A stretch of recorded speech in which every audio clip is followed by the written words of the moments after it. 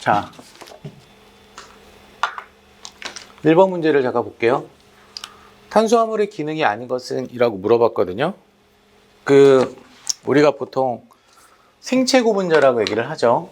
생체 구분자 중에서 이제 탄수화물이 있고 단백질이 있고요. 그 다음에 뭐가 있어요? 지질이 있죠, 지질.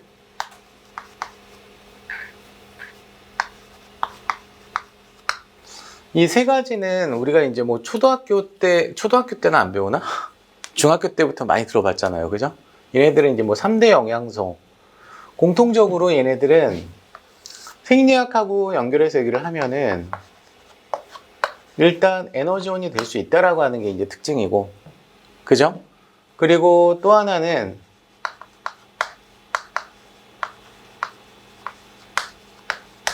자, 세 개 다 이제 채구성 물질에 해당이 된다라고 얘기할 수 있어요. 그죠? 자, 그런데 이 생체 구분자에서 이 세 가지 말고 뭐 돼 있냐면 핵산도 있죠, 핵산. 핵산도 있는데 핵산은 채구성 물질에 해당은 되지만 얘는 에너지원에 해당은 안 돼요. 아시겠죠, 그죠? 그리고 이 네 가지는 공통적으로 유기물이라고 얘기할 수 있다고. 자, 그런데 생체 내에서 가장 많은 성분의 비율을 차지하고 있는 물질이 뭡니까? 너무 쉬워요? 물이죠. 그죠? 물이 가장 많죠? 물은 유기물이 아니란 말이야. 물이 제일 많긴 많지만 물은 유기물은 아니야. 무기물이거든. 그치? 자, 그런데 그 중에서 이제 유기물 중에서 가장 많은 포션을 차지하고 있는 애가 단백질이에요, 단백질. 그죠? 그 다음에 누구예요? 핵산이에요, 핵산. 아시겠죠, 그죠? 그리고 이제 지질도 어때? 상당히 좀 많은 부분을 차지하고 있는 거라고 얘기할 수 있는데 1번 문제가 이제 탄수화물에 대한 어떤 문제가 나왔거든? 그지? 이 탄수화물은 생체의 어떤 구성 비율이 굉장히 적다라고 하는 거 아시죠? 그 이유는 우리가 가장 많이 섭취하는 물질인데도 불구하고 채구성 비율이 낮다라는 얘기는 주로 얘네들은 에너지원으로 쓰이기 때문이라고 얘기할 수 있거든. 그래서 주로 에너지원을 우리가 보통 얘기를 할 때는 탄수화물이라고 얘기를 하는 이유가 대부분의 세포들이 어때? 호흡기질로 사용하는 게 탄수화물이기 때문에 그래. 그거는 원래 그렇게 진화가 된 거죠. 아시겠죠, 그죠? 그래서 탄수화물은 에너지원이라고 하는 어떤 첫 번째 특징, 요게 가장 중요해요. 게다가 얘는 주 에너지원이에요. 주 에너지원. 맞죠? 그죠? 자, 요거는 우리가 이제 탄수화물을 얘기를 할 때 탄수화물을 우리가 이렇게 나눠서 얘기할 수 있거든요. 이건 뭐 종류 한번 얘기를 한 거고 일단은 단당류라고 하는 게 있잖아. 아시겠어요? 그죠? 그 다음에 뭐가 있어요? 이당류라고 하는 것도 있어요. 그죠? 그 다음에 뭐 도 있냐면 올리고당이라고 하는 것도 있습니다. 올리고당. 자, 마지막에 뭐가 있냐면 폴리머에 해당하는 다당류도 있다라는 얘기야. 아시겠습니까? 그죠? 그러면 일단 우리가 에너지원으로 쓸 수 있는 거는 단당류를 의미하는 거예요. 아시겠어요? 그죠? 자, 그러면 얘는 에너지원의 특징을 가져. 아시겠죠? 그러면 우리가 이제 단당류라고 하는 거는 하나짜리 당을 얘기하는 거잖아. 그죠? 그럼 그건 탄소의 개수에 따라 나눌 수가 있거든?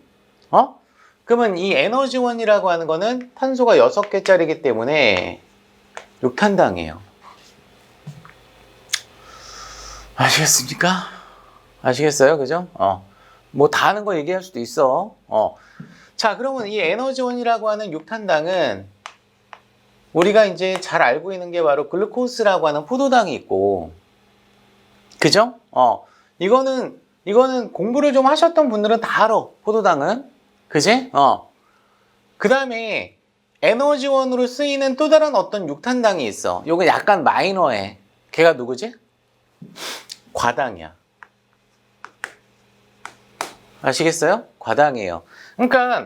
포도당은 포도당은 대부분의 세포의 에너지원이고, 그죠? 과당은 특정 세포의 에너지원이라고 얘기할 수 있거든요. 됐죠? 그죠? 그러면 이 과당이라고 하는 건 누구의 에너지원일까? 정자 에너지원이야. 정자. 정자는 포도당을 쓰지 않고 과당을 씁니다. 생리학에서. 알았지? 자, 그 다음에 또 하나는 뭐가 있냐면 6탄당이 있고 3탄당도 있고 5탄당도 있거든요. 4탄당도 있겠지. 근데 생체 내에서는 어때? 발견이 안 되니까 의미 없어. 알았죠? 그죠? 그러니까 단당류는 3탄당, 5탄당, 6탄당까지만 알아두면 돼. 아시겠죠? 그죠? 자, 그러면 또 하나가 체구성 물질이나 혹은 유전 정보하고 상관이 있어요. 아시겠죠? 그죠?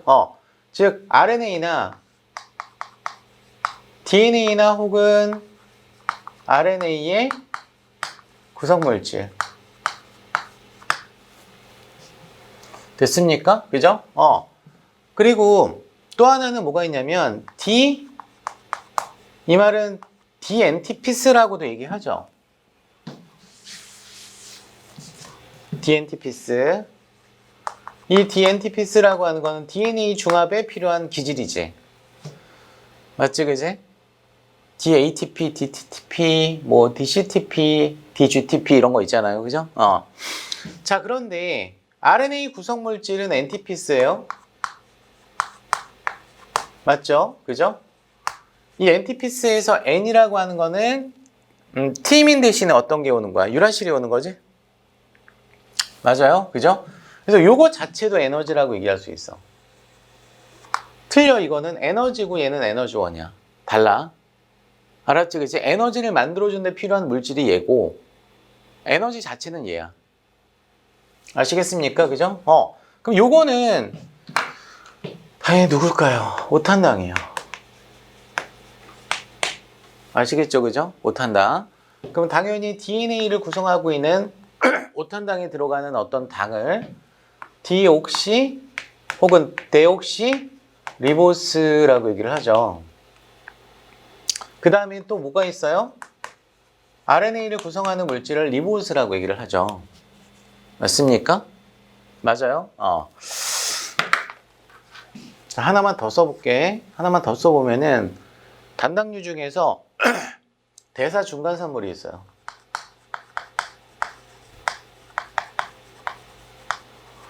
자, 대사 중간산물이라고 하는 건 뭐야? 말 그대로 최종산물이 아니라는 얘기지. 최종산물이 아니기 때문에 우리한테는 익숙하지 않아. 맞지, 그치? 그렇잖아. 녹말이 가수분해가 되면 뭐가 돼? 포도당이 돼. 그쵸? 포도당이 완전하게 산화가 되면 뭐가 돼? CO2하고 물이 돼. 해당 과정에 어떤 포도당이 분해가 됐을 때 뭐가 돼? 피로부산이 돼. 뭐 이런 건 들어봤죠? 유명하지, 걔네들은? 각 단계별로 최종산물이니까.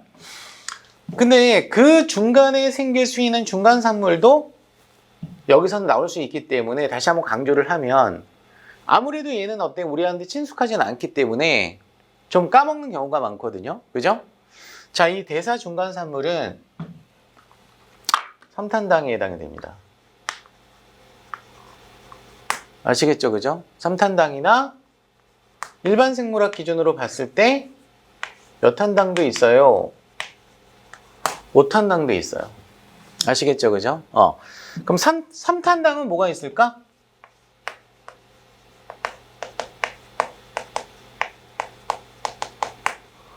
글리세롤알데하이드. 글리세롤알데하이드. 그지? 또 하나는 뭐가 있을까? 디하이드록시 혹은 디히드록시 아세톤이라고 하는 애가 있어요. 들어봤죠, 이거? 표현을 좀 해줘야지, 내가. 알면은 빨리빨리 넘어가고. 글리세롤알데히드, 디히드록시 아세톤이라고 하는 애는 분자식은 같아. 근데 물질은 달라. 무슨 관계? 이성질체. 알았죠, 그죠? 자, 그런데 우리가 이제 3탄당, 순수한 3탄당으로 어때? 대사중간산물이 만들어지진 않는다라고 하는 걸 알아둬야 돼. 알았지, 그지? 원칙적으로 대사 중간산물은 3탄당 인산이야. 아시겠어요? 그죠? 그러니까 글리세롤 알데히드에 인산기 하나가 붙거든요. 그죠? 요거를 그래서 3번 탄수에 붙는다라고 해서 3인산이라고 얘기해. 됐어요? 그 다음에 디히드록시 아세톤 인산에도 인산기가 붙어요. 그죠? 그래서 요거 약자로 쓸 때 뭐라고 써? G3P라고 써. 오케이? 들어본 적 있지 이거? 그지? 해당 과정이나 켈빈에로에서 나오는 애에 혹은 교수에 따라서 이렇게 쓰는 사람도 있어. 인 글리세롤 알데히드.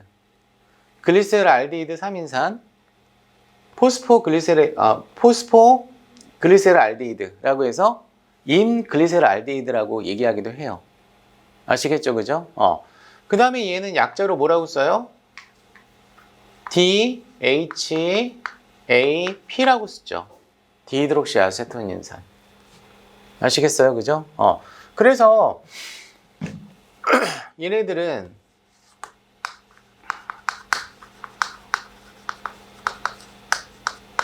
해당 과정에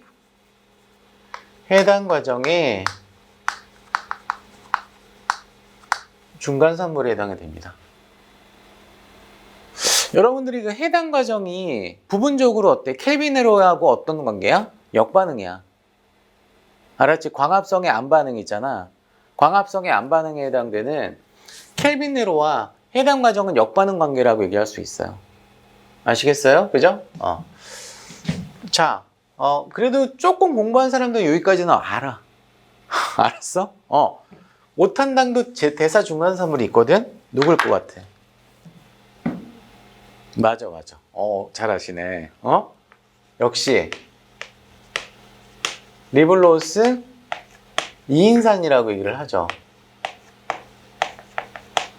혹은 리블로스 뭐 돼 있어요? 1인산도 여기에 해당이 돼요. 그죠? 요 리블로스라고 하는 애가 케토스 계열이라고 얘기를 해요, 원래. 알았죠? 그죠? 원래 이제 당은 알도스하고 케토스가 있거든. 그러니까 알데히드 케톤 들어봤죠? 화학에서? 유기화학에서? 그지? 자, 이당류라고 하는 거는 단당류가 모여서 만들어지는 거죠. 그죠? 그래서 뭐 종류만 좀 알아두실 필요가 있는데, 젖당이 있고, 락토스. 그죠? 그 다음에 말토스라고 하는 엿당이 있고요. 엿당을 몰라. 요즘에 이제 그런 식으로 쓰시는 교수님들은 없는데, 다른 말로 뭐라고 얘기하는 줄 알아? 엿당을? 메가당. 들어봤어요? 메가당? 메가당이라고도 얘기해요. 그죠? 그 다음에 우리가 어때? 항상 끼고 살고 있는 설탕이 있죠. 그죠? 자, 여기서 이제 여기 봐봐. 젖당과 엿당과 설탕을 어때? 좀 구분할 필요가 있거든요. 아시겠죠? 그죠? 내가 지금 설탕에다가 동그라미 쳤잖아. 그지? 그럼 얘는 중요한 특징 하나가 있다는 얘기지. 뭐가 중요할 것 같아?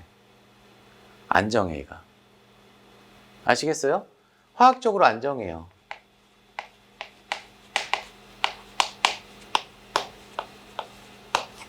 화학적으로 안정하다는 얘기는 반응성이 작다는 얘기거든. 맞지? 반응성이 작기 때문에 안정하다라고 하는 표현을 쓴단 말이야. 그러면 안정하기 때문에 얘네들은 수송에 많이 관여를 해요. 알겠습니까? 양분을 수송할 때, 그치? 엿당이나 젖당이나 포도당이나 과당 이런 것보다 누가 더 안정하다라는 얘기야? 설탕이 안정하다라는 얘기야. 그래서 얘를 전문적인 표현으로 뭐라고 얘기해요? 좀 유식한 표현으로 비환원당이라고 얘기해. 그럼 나머지는 환원당이란 얘기지.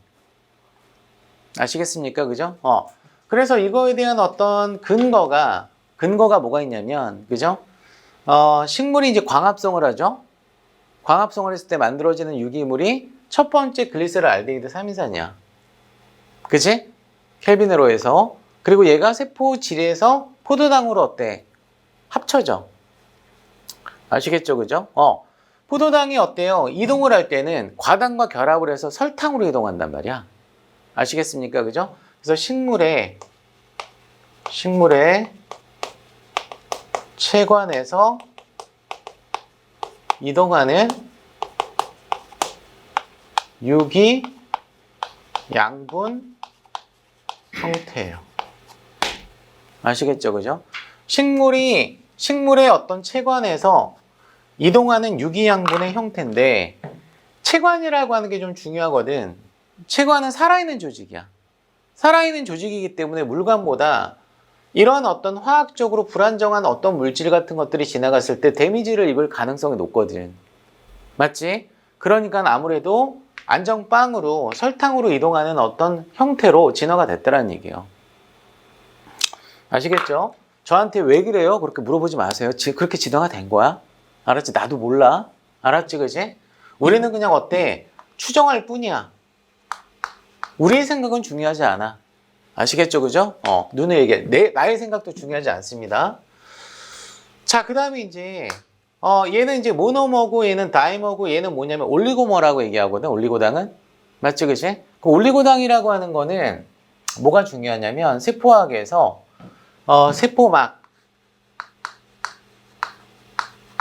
세포막 외부에, 존재하고 있는 게 특징이에요. 세포막 외부를 향해서 존재하고 있는 게 올리고당의 특징이에요. 아시겠어요? 들어봤죠, 이거? 그럼 얘가 하는 역할이 뭐가 있어?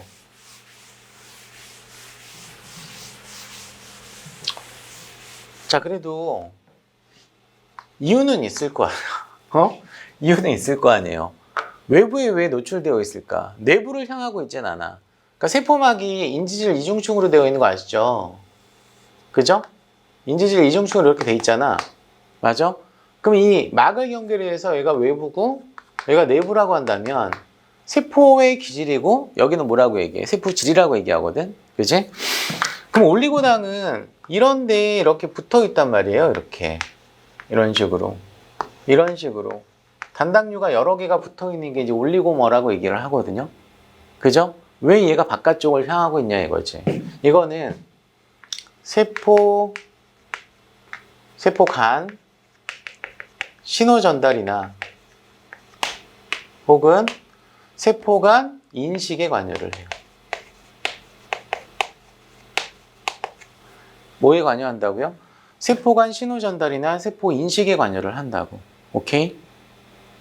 아시겠어요? 그죠? 자, 그러면 만약에 여기 이렇게 와가지고, 그지? 여기 이렇게 와가지고 이웃한 세포가 갖고 있는 어떤 막단백질과 상호작용을 통해 가지고 어때요? 결합할 수도 있을 거 아니에요. 맞죠? 그치? 그러니까 얘는 올리고당이고 이웃한 세포는 단백질과 결합할 수 있단 말이야. 이해가 돼요? 같은 조직 내에선 이게 가능하다고. 열쇠와 자물쇠 식으로 막말로 얘기하면, 그지? 근데 만약에 이 올리고당이 변형이 될 수도 있고요. 다른 게 올 수도 있어요. 그럼 얘가 인식을 할 수 있을까 없을까? 못하지. 그 생물에서의 인식은 결합이야 그냥. 알았지? 결합을 못할 거 아니야. 그럼 인식이 안 될 거 아니야. 그지? 그럼 얘가 누구를 불러? 면역세포를 불러. 알았어? 이상한 애가 옆에 있다고. 죽여달라고. 알았지? 그지? 그런 세포들이 대표적으로 뭐가 있어? 암세포가 여기에 해당이 돼. 아시겠습니까?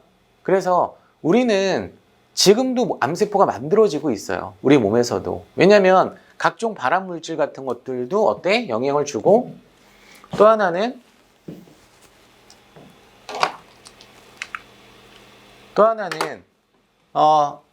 우발적으로 어때? 돌연변이가 생길 수 있거든요. 스판테니어스하게. 그치? 그런 것들을 어때? 세포 자살을 통해서 죽여야 될 거 아니야. 맞지? 그치? 그런 어떤 인식 과정에 관여한다라고 얘기할 수 있어요. 그 정도. 아시겠죠? 그죠? 근데 이 올리고당이라고 하는 게 보통 어디에 붙냐면 지질에 붙었을 때 당 지질이라고 얘기를 하고요.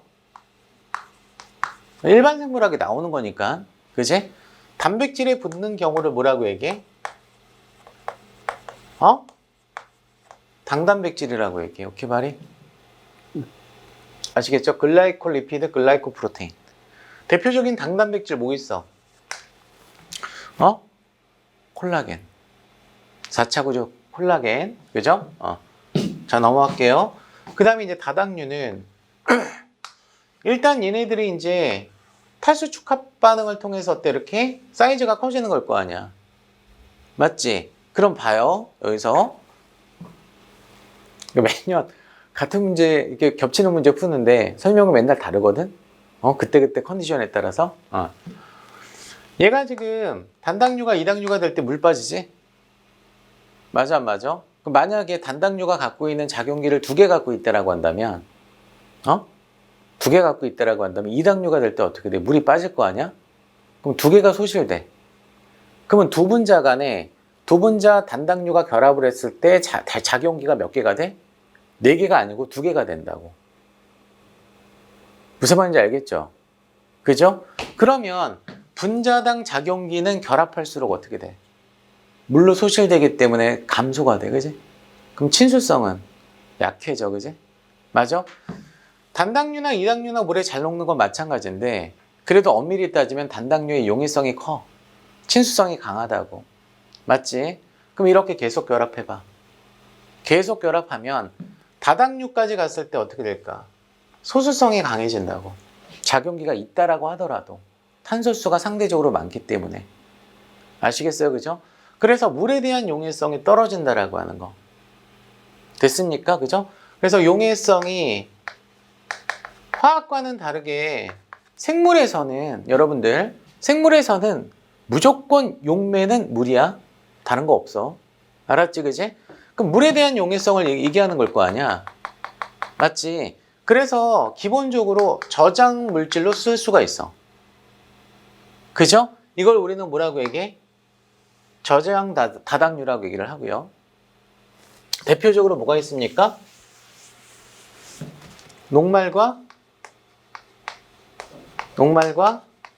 글리코겐이 있죠. 맞죠? 그죠? 그럼 녹말은 누가 저장하는 형태예요?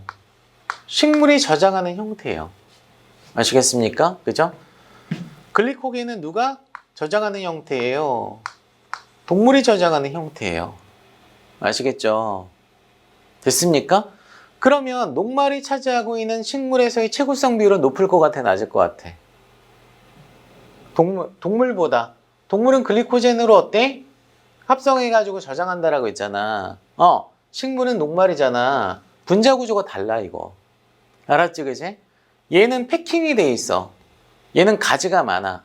가지가 많기 때문에 밀도가 크거든? 반면에 얘는 어때? 직선 구조가 많아. 그러니까 상대적으로 부피가 커. 부피가 크다라는 얘기는 밀도는 얘가 더 크다라는 얘기지. 그치? 맞아? 그러면 식물이 차지하고 있는 녹말의 비율이 동물이 차지하고 있는 글리코겐의 비율보다 얘가 더 커. 자, 그 이유는 물론 우리의 생각은 중요하진 않아. 그 이유는 우리의 생각을 물어보는 문제는 없으니까 여러분들이 어때? 이해하기 쉽게 얘기를 하자면 이런 거예요. 식물 같은 경우는 운동성이 없죠. 운동성이 없기 때문에 어때? 부피가 크거나 무게가 많이 나간다라고 하더라도 크게 문제가 될 게 없어, 동물보다는. 맞지? 그럼 동물은 그람당 열량이 많은 지방의 형태로 많이 에너지를 저장하지. 맞아? 그럼 글리코겐으로 저장하는 지역은 어디란 얘기야? 빨리빨리 에너지를 어때? 수급해야 되는 장소야. 거기가 어디지? 근육이야. 아시겠어요? 그래서 글리코겐은 동물의 모든 조직에서 다 저장할 수 있는 형태가 아니라 특정 기관에서만 저장해. 일단 근육. 에너지를 많이 요구하는 장소. 맞아요? 두 번째는 어디가 있어요? 혈당량 조절 장소. 간. 간 근육. 이렇게 외우면 되지. 됐습니까? 이게 저장 다당류. 그 다음에 구조 물질의 다당류도 있죠. 맞죠? 그죠?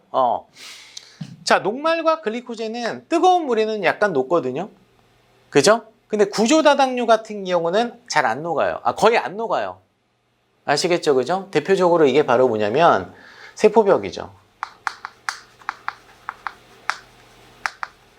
세포벽 성분. 일단 자연계에는 어떤 바이러스를 제외한 생물들의 어떤 패턴을 보게 되면 동물 빼고는 세포벽이 거의 다 있다라고 보시면 돼. 아시겠어요? 그죠? 그래서 셀룰로스, 일명 뭐라고 얘기하죠? 섬유소라고 얘기를 하죠. 그죠? 그 다음에 뭐가 있어요? 키틴이라고 하는 게 있죠. 그죠? 그 다음에 뭐가 있어요? 펩타이도 글리칸, 펩티도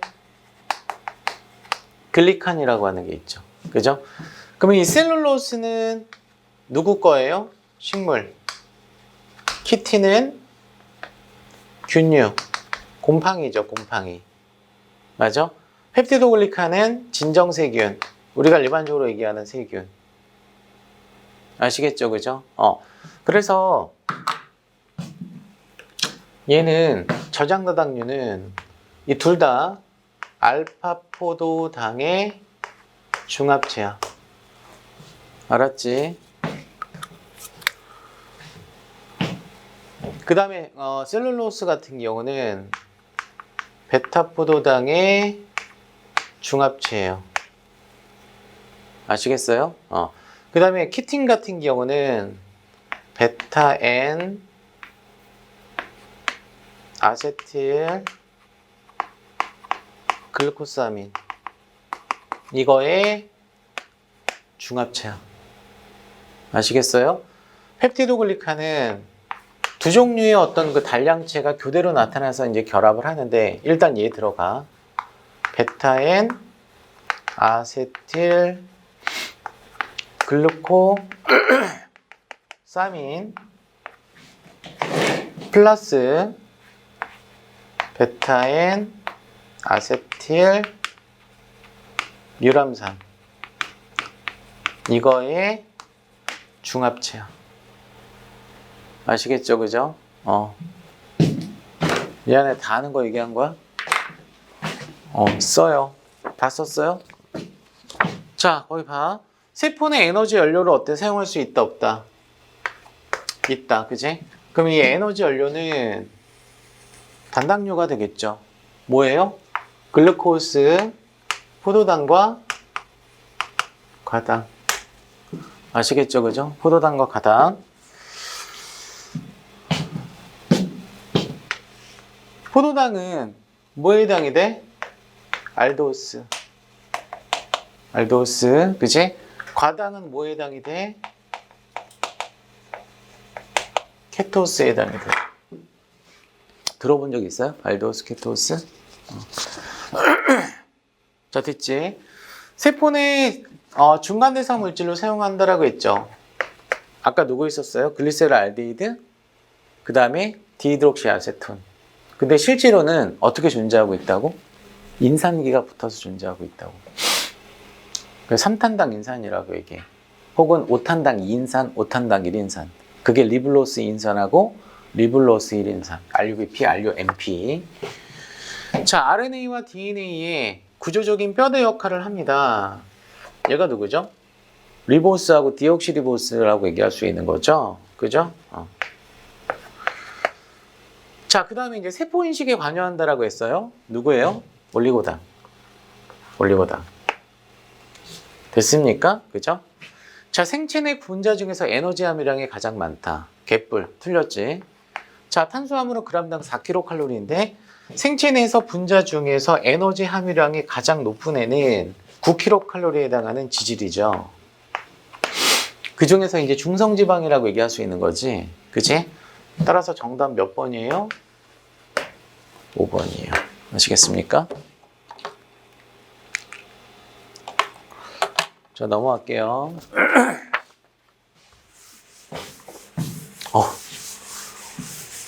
1번은 너무 시간 잡아먹었네. 빨리빨리 해야 되겠다. 여러분도 잘 알고 있는 것 같으니까. 2번 봐요. 콜레스테롤은 성인병을 일으키는 주요 원인으로 주목되고 있으나 이거는 뭐야? 많을 때 그렇다는 얘기야. 많을 때. 알았지, 그지? 일단은 콜레스테롤의 특징이라고 한다면 콜레스테롤은 동물에만 있다. 됐어요? 예를 들어서 식물의 콜레스테롤, 곰팡이의 콜레스테롤 무조건 오답이야. 알았지, 그지? 동물만 갖고 있는 콜레스테롤이라고 얘기할 수 있거든요. 자, 그런데 동물 세포에 있어서는 필요한 물질이다라고 나왔죠. 생존에 필수적인 물질이라는 얘기거든. 왜 그럴까? 콜레스테롤이라고 하는 애는 일단은 자, 동물이 갖고 있는 어떤 그 지질 중에 하나인데 스테로이드 계열의 지질이죠. 그죠? 일단 얘는 간에서 생성이 되거나 동물의 간에서 뭐가 될 수 있어요? 변형이 가능합니다. 됐죠? 그러니까 우리가 이제 스님들 같은 경우는 원래 공식적으로 어때? 고기를 안 먹잖아. 공식적으로. 맞아? 콜레스테롤은 고기를 섭취해가지고 어때? 우리가 얻을 수밖에 없는데 스님들 같은 경우도 콜레스테롤은 필요할 거 아니에요. 고기를 안 드셔도. 그럼 뭐란 얘기야? 다른 지질을 이용해서 콜레스테롤을 만들 수 있다는 얘기야. 오케이? 그 기관이 어디예요? 간이에요. 장소는 어딜 것 같아? 활면소포체. 알았죠? 그죠? 어디라고요? 활면소포체. 그래서 일단은 간에는 활면소포체가 매우 발달되어 있다라고 하는 거. 됐습니까? 그죠? 그리고 스테로이드 계열의 스테로이드 물질에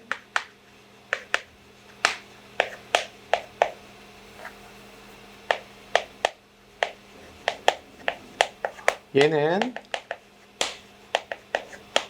전구체 역할을 합니다. 아시겠어요? 자, 그러면 왜 콜레스테롤 이 자체가 또 필수적이냐면 세포막의 유동성을 조절하거든. 아시겠죠? 그죠? 그래서 얘는 동물 세포막의 유동성을 뭐 합니까? 조절합니다. 그럼 내가 지금 조심스럽게 조절이라고 쓴 거잖아. 이게 맞거든? 조절이라고 하는 건 뭐야?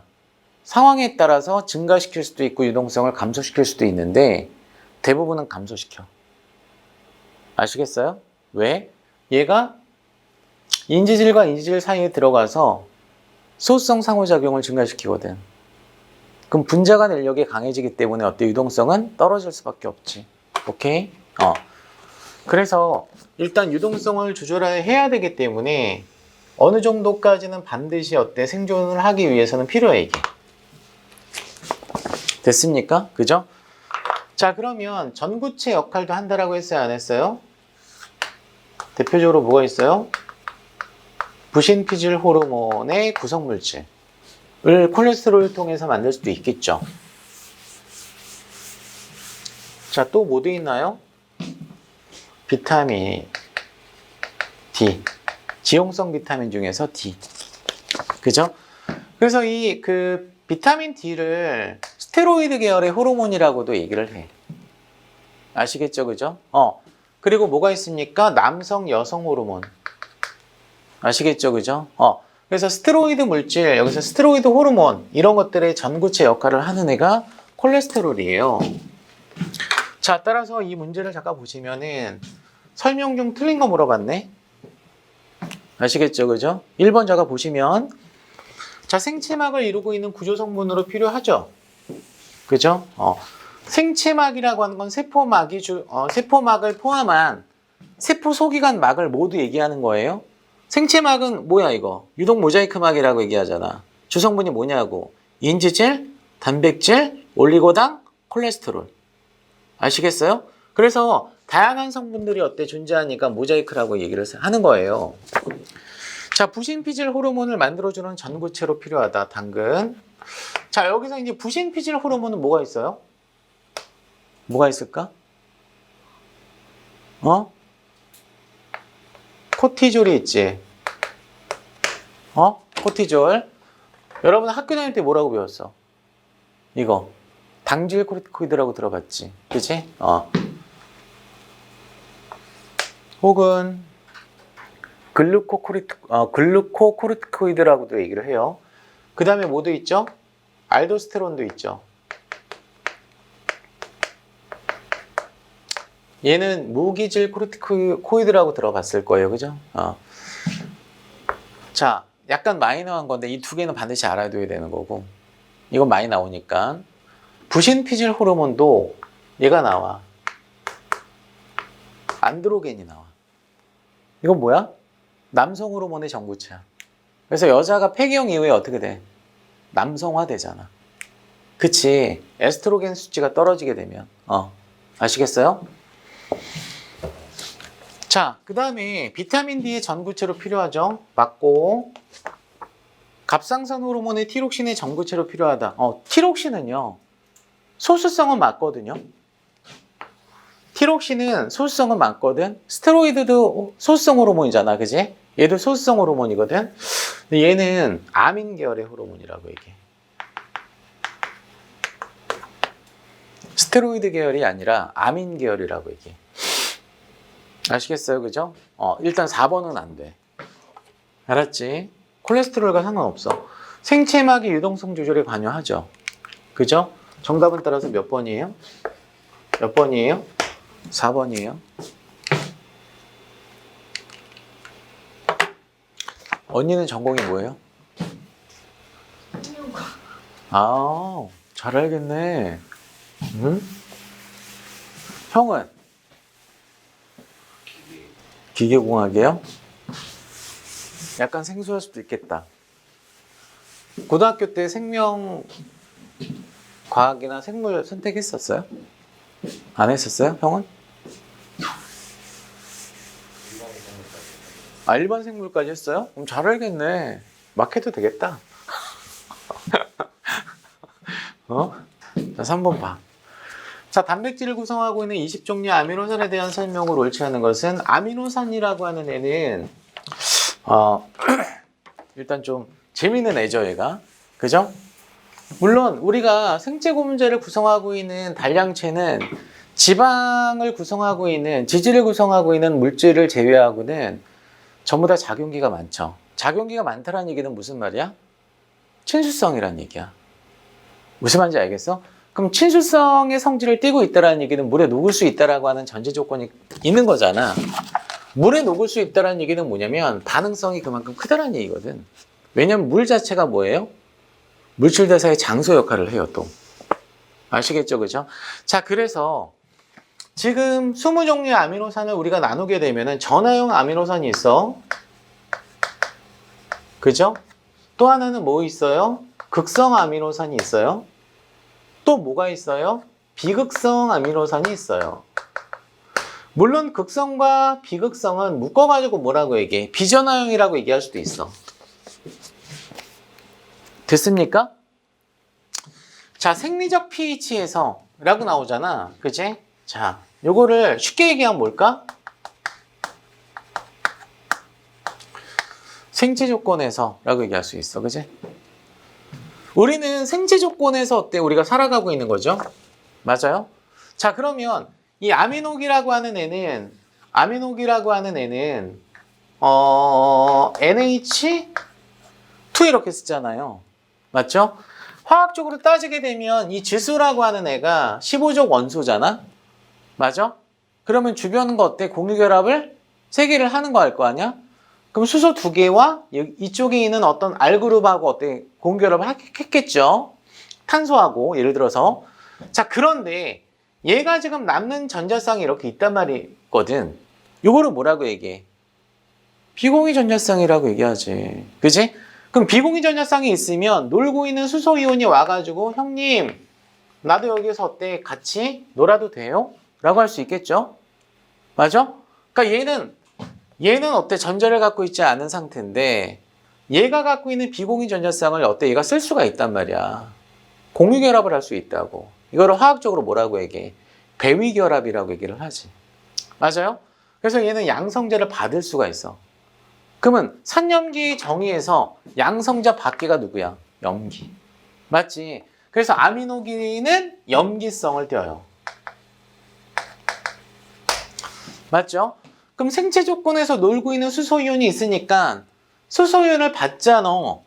그럼 얘가 뭐가 되겠어? 중성에서 플러스 1가가 되겠지. 양전화 띄어, 그래서. 알겠습니까? 그죠? 그래서 양전화를 잃고가 아니야. 양전화를 얻고라고 해줘야 돼. 그지? 맞습니까? 그죠? 그 다음에 이제 카복실기는 우리가 이제 탄소가 이렇게 있고 R그룹이 이렇게 있고 모든 아미노산 수소는 있잖아요. 그 다음에 여기 지금 COH가 있고 여기에 지금 NH2가 있는 거잖아요. 맞죠? 그죠? 그럼 얘는 양성자를 받아서 뭐가 돼요? NH3 플러스 1가가 되죠. 맞아 안 맞아? 그지? 맞지? 그러면 얘는 양성자를 버릴 수가 있다고. 됐습니까? 그죠? 그래서 카복실기는 음전하를 띠게 돼. 아미노기는 양전하를 뗄 수가 있다고. 됐어요? 그래서 카르복실기는 양성자를 이뤄져. 자, 음전하? 아니지, 양전하. 음전하와 뭐야 이거? 그래서 얘가 순서대로 얘기하면 양전하와 음전하로 바꿔야죠. 맞죠? 그치? 그래 안 그래? 맞잖아, 그치? 1번 틀렸어. 됐습니까? 그럼 봐. 얘가 지금 이렇게 되면 이 아미노산은 넷 차즈가 어떻게 돼? 순전하가 0이지. 그죠? 핸더슨 하셀 바흐 공식에 의해서 얘는 이 패턴에서 생체 조건에서 이렇게 전하를 띠고 있다라고 한다면 얘가 갖고 있는 순전하는 0이에요. 아시겠죠? 그때 pH를 우리는 뭐라고 얘기해? 등전점이라고 얘기를 해요. 화학에서. 아시겠습니까? 그죠? 자, 산성 알기를 갖고 있는 아미노산이야. 그치? 그럼 봐봐. 여기 봐. 얘가 일단 요것도 요 카르복실기와 그 다음에 이제 아미노기라고 하는 건 모든 아미노산에 다 있는 거 맞지? 그럼 이거는 내 차지가 0이란 말이야. 됐어요? 근데 요 R그룹에 아미노기가 있으면 아미노기를 갖고 있으면 얘가 염기성이야. 얘가 플러스를 띠고 있기 때문에, 그지? 생체 pH에서, 그지? 근데 이 R그룹에 카복실기를 가질 수가 있어. 카르복실기를 가질 수가 있거든요. 그러면 얘는 염기성이고 얘는 뭐가 되는 거죠? 산성이 되겠죠. 그럼 요것 때문에 음전하를 띈다는 얘기야. 알았어요? 그래서 글루탐산과 아스파르트산, 글루타믹 애시드하고 아스파르틱 애시드 같은 경우는 유일하게 산성 아미노산이거든. 생체 조건에서 무슨 전하를 띠고 있어요? 음전하 띄어요. 아시겠어요? 그래 안 그래? 맞지? 자, 아미노산의 종류 다 외웠어요? 이러면 안 되는데. 외웠어?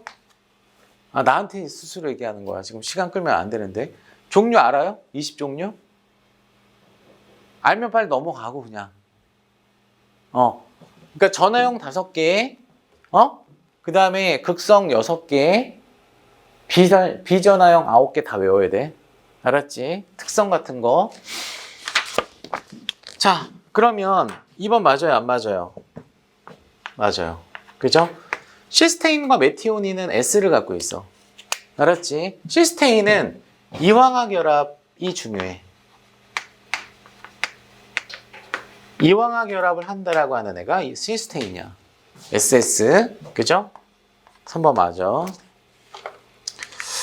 자, 4번을 보시면 염기성 알기를 갖고 있는 리신이나 아르기닌은 pH 6.0에서 양전하를 띱니다. 대략적으로 뭐 pH 6에서 한 7 정도가 그냥 생체 조건이라고 얘기할 수 있거든요. 그죠? 그러니까 얘는 염기성이니까 양전하 띄고 있는 거 맞아. 맞아. 그 다음에 페닐알라닌, 류신, 발린, 트립토판과 같은 아미노산은 공통점이 뭐예요? 그렇죠. 비전하형이죠. 비극성이죠. 비극성. 됐어요? 그래서 얘네들은 소수성 아미노산이거든요. 그래서 얘네들은 탄화수를 갖고 있는 게 특징이야. R그룹에. 됐습니까? 그죠? 그러니까 탄화수 같은 경우는 소수성 상호작용을 통해서 상호작용을 하겠죠. 3차 구조를 형성을 할 때. 수결합이라고 하는 건 극성과 극성끼리. 됐어? 이온관 상호작용은 전하형과 전하형끼리. 그러니까 따라서 얘네들은 수결합이나 이온화되지 않는다라고 하는 거 맞죠? 됐습니까? 정답은 따라서 몇 번이 맞아요? 1번.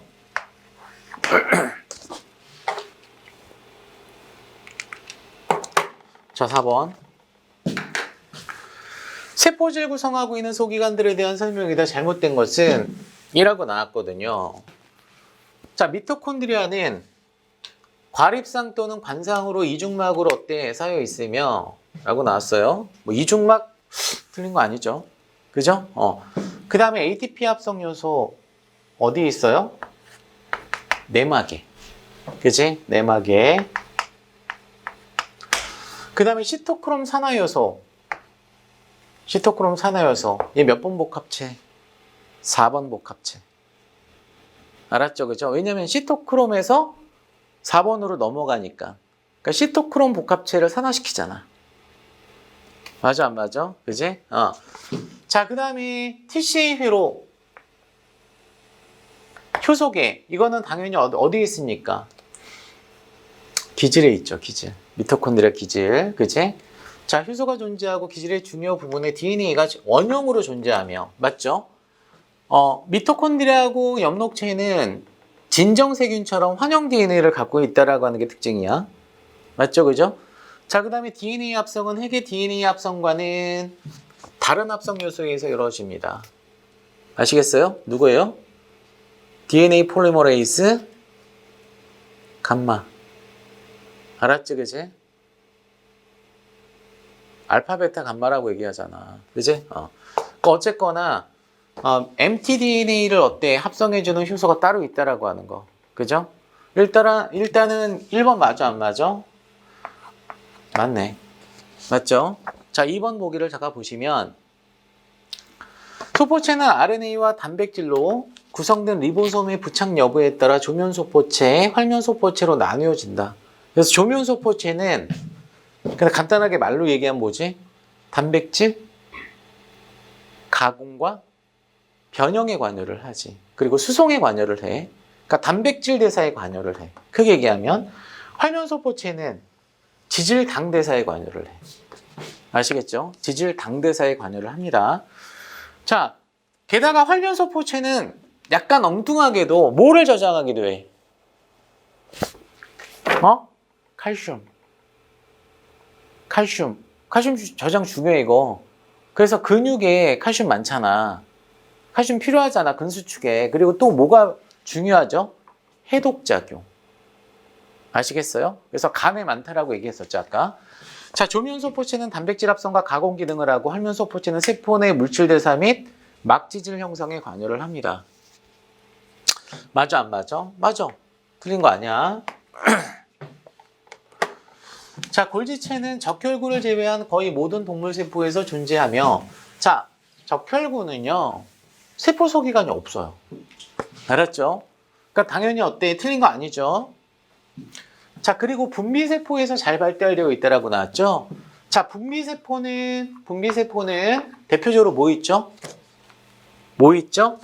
내분비, 외분비세포가 있죠. 내분비세포는 호르몬이고, 맞아? 외분비세포 같은 경우는 소화액 같은 거, 그지? 맞아? 그럼 이거를 어때? 같이 겸하고 있는 친구가 대표적으로 뭐가 있어? 이자가 있지. 췌장. 이자세포가 여기에 해당이 되거든? 됐어요? 그리고 또 하나, 면역학에서 뭐가 있어요? 분비성 항체. 어디서 나오죠? 형질세포. 효과학이 비림투구라고 얘기하지, 얘를. 자, 됐어요? 자, 그래서 잘 발달되어 있고요. 조면소포체에서 운반되어 온 단백질이 다당류를 첨가해서 당단백질을 형성하며 농축포의 형태로 세포회로 이동시키는 기능을 합니다. 맞아, 틀려? 맞는 것 같아, 그치? 맞아. 아시겠어요? 자, 여기서 이게 지금 뭐냐면은 조면소포체야. 맞지? 여기에 골지체가 있어. 그러면 일단은 세포외로 나가는 단백질의 경로나 막단백질의 경로나 혹은 내막계에 해당하는 리소솜에 있는 가수분의 효소로 들어갈 때 들어갈 때, 그죠? 이런 경로로 가잖아. 맞지? 그지? 자, 조면소포체는 리보솜이 있어요, 없어요? 있죠. 그러면 여기서 올리고당을 첨가를 합니다. 알았어요? 그죠? 그럼 여기 이제 올리고당을 첨가를 해서 올리고당이 하는 역할은 여기서 뭐냐면, 야, 너 어디로 가? 골지체로 가. 라고 하는 단백질 주소를 부여해요. 그래서 여기 지금 보면은 요 당단백질이라고 하는 이 당이 올리고당이거든. 됐어요? 얘는 단백질 여기서는 주소 부여에 관여해. 그러니까 그런 표현 많이 쓰거든요. 우편번호 역할한다. 알았지? 내가 쓰는 게 아니고 실제로 책에서 어때 그런 식으로 표현 많이 쓰거든. 자, 그러면 여기서 붙이는 당은 목적지가 어디를 의미하는 거야? 골지체. 맞아? 그럼 골지체로 갔으면 더 이상 그 당은 필요가 없지. 그죠? 그러면 그 당을 변형을 시켜서 세포 외부로 나가라고 하는 신호로 바꿔줘야 되겠지. 그럼 올리고당에 다시 부착이 돼야 돼, 안 돼야 돼? 돼야 돼. 아시겠습니까? 그죠? 근데 여기 올리고당이 아미노산과 특정 아미노산과 결합을 해야 되거든. 다시 아미노산과 그러니까 단백질에 있는 아미노산 특정 아미노산과 누가 결합을 해야 된다고? 올리고당이 공유 결합을 해야 된단 말이야. 그럼 반드시 공유 결합은 뭐가 필요해? 효소가 필요해. 아시겠죠? 그죠? 자, 이때는 어디에 부착이 되냐면 얘에 부착이 돼요. 아스파라진에. 아시겠어요? 아스파라진에 올리고당이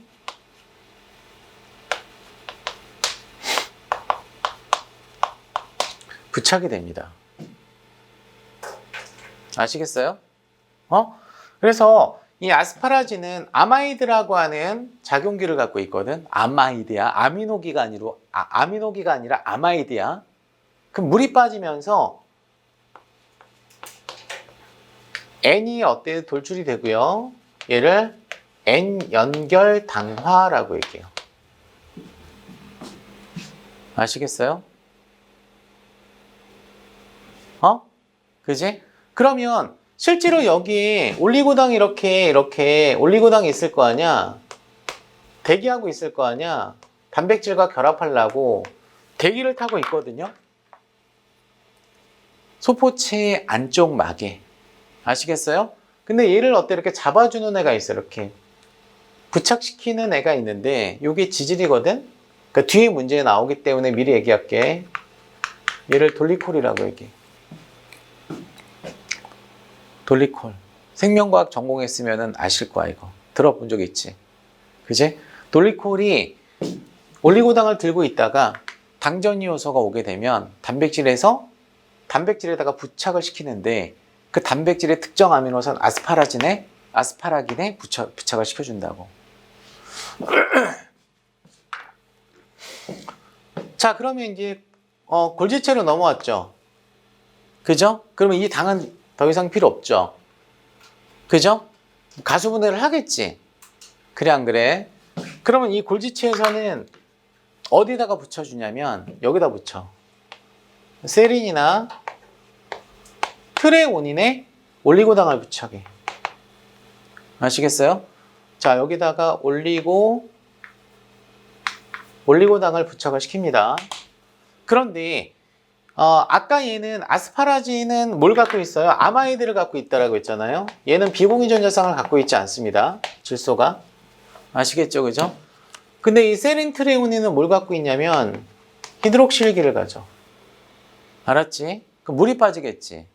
OH 간에 물 빠지면 뭐 남어? O 남지. OH 간에 물 빠지면 O 남잖아. 그래서 이거를 우리는 뭐라고 얘기해? O 연결 당화라고 얘기해. 됐죠? 자, 4번 넘어갈게. 자, 리소즘과 파옥좀은 막에 쌓인 과립으로 동물세포 내에서 소화기관으로서 불필요한 세포 내 기관이나 이물질을 제거하며 리소솜은 카탈라제나 카탈레이스, 과산화수를 갖고 있어서 아미노산이나 알코올 등을 분해시킵니다. 틀렸죠? 4번은 틀렸죠? 카탈라제라고 하는 요 효소는 포옥점의 지표효소거든. 맞지, 그치? 그러니까 생긴 건 비슷한데 차이가 있어요. 차이가 있다. 자, 얘도 구형이고 얘도 구형 단일막인데 얘는 내막계 기원이고 얘는 내막계 기원이 아니야. 두 번째, 얘는 가수분해 요소를 갖고 있고 얘는 산화환원 요소를 갖고 있어. 달라. 알았지, 그치? 틀려. 자, 5번. 자, 엽록체는 이중막 구조로 산화환원 반응을 통해서 당을 합성하며 이 당이 여기서 뭐가 되는 거예요? 단당류가 되는 거죠. 그죠? 자, 자체 DNA를 어때 가지며 증식이 가능하다. 자기 복제 가능하죠. 이거 미토콘드리아도 어때 동일한 어떤 특징이라고 얘기할 수 있어요. 정답은 따라서 몇 번이 맞아요. 아, 틀려요. 4번이 틀리죠.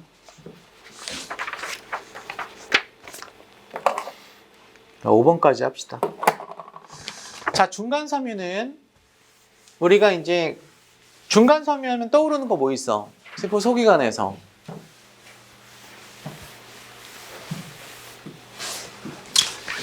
세포 골격이라고 얘기하지. 그죠? 세포 골격. 일단 세포 골격 중에서 미세섬유랑 미세소관은 운동하고 상관이 있어요. 그래서 운동 단백질을 갖고 있는 거에 반면에 중간섬유는 운동과 관련 없습니다. 그래서 중간섬유는 건물로 따지면 콘크리트, 철근 뭐 그 정도. 그래서 이 같은 경우는 세포 내 영구적인이라고 하는 게 중요해. 알았어? 지지구조를 형성해.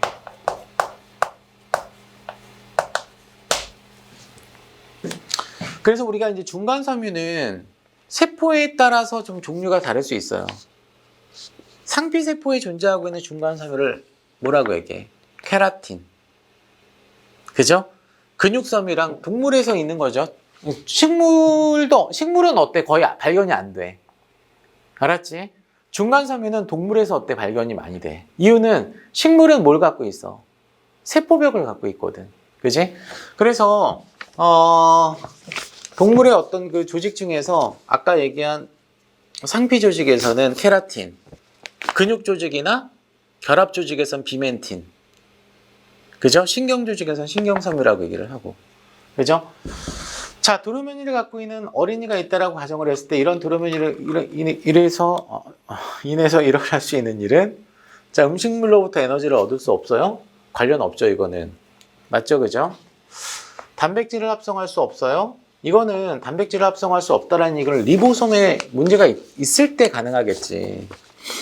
자, 세포 내기나 세포 소기관이 세포 내에서 필요하는 경향이 있다. 이게 맞지. 그러니까 얘가 뭐 하는 역할을 해? 세포 소기관 같은 것들을 픽스를 해줘. 픽스. 그죠? 정답은 따라서 3번이 예상해 볼 수 있고요. 그 다음에 골격 근육에 어떤 수축이 일어나지 않는다? 관련 없죠. 그죠? 요거는 뭐의 어떤 그 도려면이라고 얘기할 수 있을까? 미세섬유 도려면이. 맞죠? 왜냐면 골격근이라고 하는 건 액틴 마이오신에 의한 상호작용에서 일어나니까. 자, 그 다음에 이제 세포 내 한쪽에서 다른 쪽으로 단백질 이동에 관여하는 건 누굴까요? 미세소관이에요. 아시겠죠? 그죠? 미세소관. 미세소관 도려면이. 앞으로 도려면이 이렇게 쓸게요, 그냥. MT. 뮤테이션. 그러니까 정답 몇 번이죠? 3번이에요. 좀 쉬었다 할게요.